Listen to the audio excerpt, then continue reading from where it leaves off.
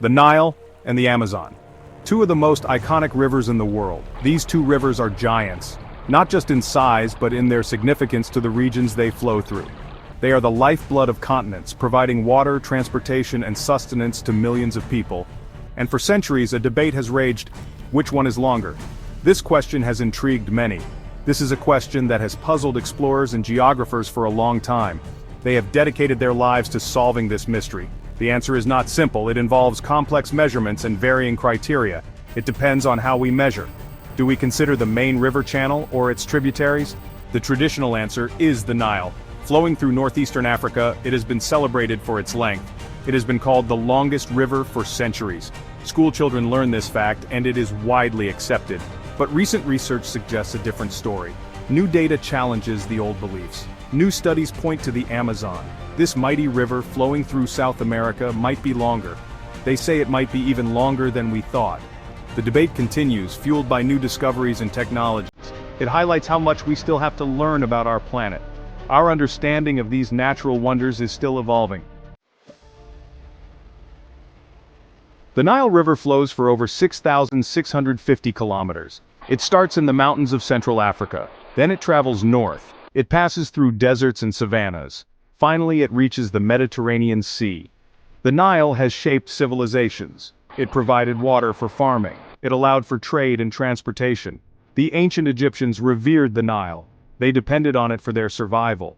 The Nile is home to incredible wildlife. Crocodiles lurk in its waters. Hippos wallow in its mud.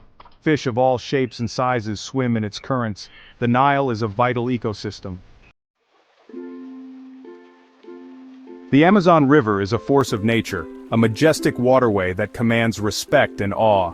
It flows through the heart of South America, carving its path through some of the most remote and untouched regions on the planet. Its waters are a rich brown, a testament to the vast amounts of sediment it carries. They carry sediment from the Andes Mountains to the Atlantic Ocean, nourishing the lands and ecosystems along the way. The Amazon Basin is vast, an immense area that supports an incredible diversity of life. It covers an area larger than the entire continent of Australia, making it one of the most significant natural regions on Earth. Within this basin is the Amazon rainforest, a lush and vibrant ecosystem teeming with life. It is the largest rainforest on Earth, a vital organ of our planet that produces 20% of the world's oxygen. The Amazon River teems with life, from the tiniest microorganisms to the largest aquatic mammals. Pink river dolphins swim through its waters, their playful nature a delight to behold. Piranhas flash their sharp teeth, a reminder of the river's untamed and wild spirit. The Amazon is a biodiversity hotspot, home to countless species that are found nowhere else on Earth. There are more species of fish here than in the entire Atlantic Ocean, a testament to the river's rich and varied ecosystem. The challenge of measurement. Why is this so hard? Measuring a river's length is not as easy as it sounds. It might seem straightforward at first glance, but the reality is far more complex. Where does a river begin? Where does it end? These are fundamental questions that are surprisingly difficult to answer. The source of a river can be a contentious topic among geographers and hydrologists. Rivers often have many tributaries. These smaller rivers flow into the main channel, complicating the measurement process. These are smaller rivers that flow into the main channel. But should we include the length of these tributaries when we measure the main river? If so, which ones? This question adds another layer of complexity. The starting point of a river can also be hard to define. Is it a spring bubbling out of the ground, or a glacier high in the mountains, or a small stream that gradually gains strength? The answer can change the total length of the river significantly. This is why the measurement of a river's length is so challenging and often debated. Scientists use different methods to measure rivers. They use satellite imagery, which provides a comprehensive view from above.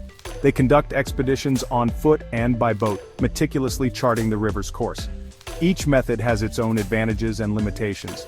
Satellite imagery can miss smaller tributaries, while on-the-ground expeditions are time-consuming and labor-intensive. This is why the debate over the longest river continues. The complexity of river systems and the variety of measurement methods ensure that this question remains open-ended. The importance of both rivers. Whether the Nile or the Amazon is longer is ultimately less important than the ecological roles they play. Both rivers are vital to our planet. They provide fresh water, they support unique ecosystems, they regulate the global climate. These rivers are essential for the health of our planet and all its inhabitants. We must protect these rivers. Pollution, deforestation, and climate change threaten their health. We need to work together to ensure their survival for generations to come.